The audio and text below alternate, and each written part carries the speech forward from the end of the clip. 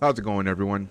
I'm Exclusive Lex, and welcome to my review of Banner Saga for the Nintendo Switch. I'd like to let you know that this review code was provided to me by the publisher, so I can go ahead and give you guys this review. Banner Saga is a tactical role-playing game developed by Stoic Studio and published by Versus Evil. The game is available on Android, iOS, Linux, PC, Mac, PlayStation 4, Xbox One, and of course, the Nintendo Switch. One of the first things you're going to notice when you turn this game on is the great artwork, followed by the fantastic sound design. That in itself is a great immersion into this game that pretty much feels like an advancement on the concept of the Oregon Trail. You have a caravan and you're moving from one side to another. It's based on a fictional world inspired by Norse mythology, and the game tells you the story of the player's caravan as a whole as they combat against a race called the Dredge that just keeps coming and coming after them.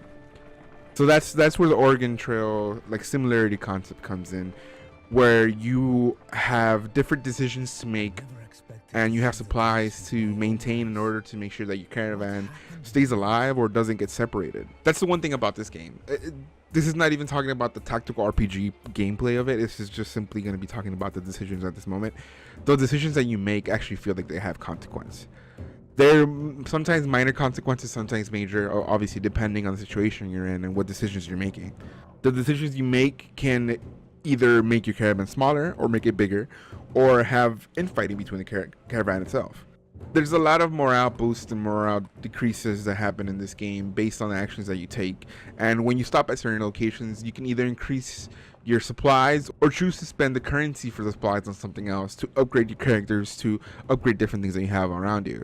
So it's your choice how you want to play this. Do you want to go ahead and make sure that you always have enough supplies that you can never have to worry about how far you have to go, your caravan will always be safe and fed? Or do you want to make sure that nothing can attack you and you won't get destroyed?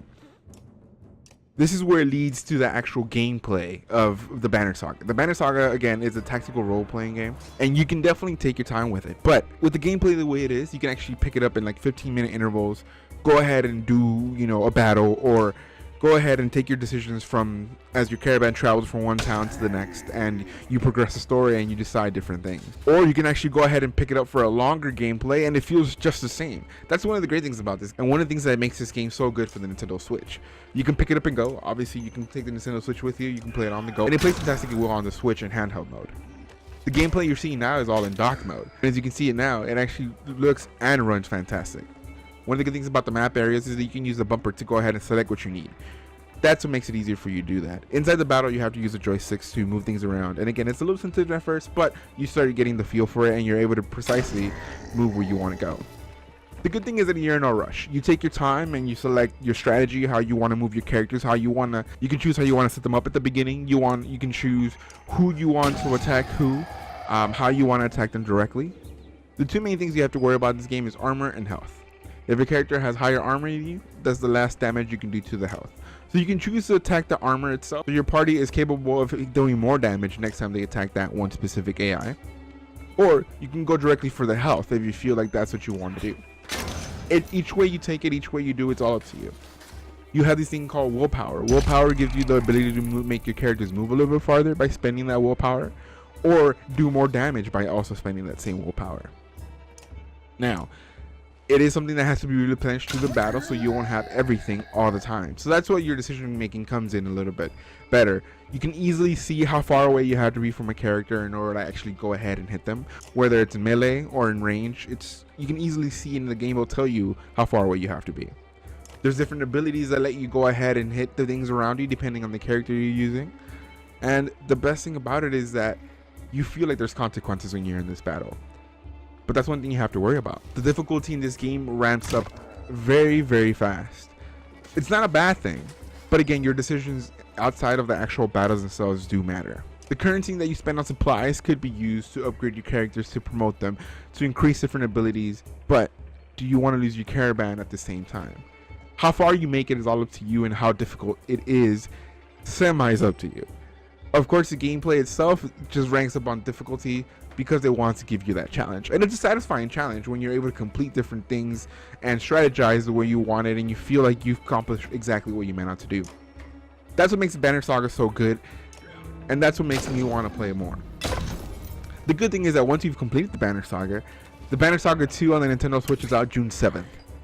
So that's actually not that far away. The Banner Saga, again, is an interactive story and a tactical RPG. It just means that several events may or may not happen based on your choices. And that's really true. And the good thing about that is it makes for good talking points. When I was playing this game to, of course, get this review video out, I had some of my coworkers ask me what choices I made. The good thing is they didn't say anything after that. They simply made a face or commented, that's interesting. But they haven't told me exactly what the outcome is because they want to see what I chose to do and how I get to the end point. And that's where replayability comes in this game as well. So like once you get through it once, of course you know the story, you know what's happening, but you can easily go back and choose different choices to kind of give yourself a little bit more of a different experience. But if you're on the ropes or if you haven't played it, so give yourself the chance to experience this game. And if you're waiting to play it on the Nintendo Switch, it's a perfect place to play it. And I definitely recommend adding this game to your library. I myself am a big fan, and I'm going to continue playing to get the different events based on the different choices that I can make in this game. Again, the Banner Saga is available on the Nintendo Switch and many different platforms. Again, thank you so much to the publisher for providing me with the review code for this game.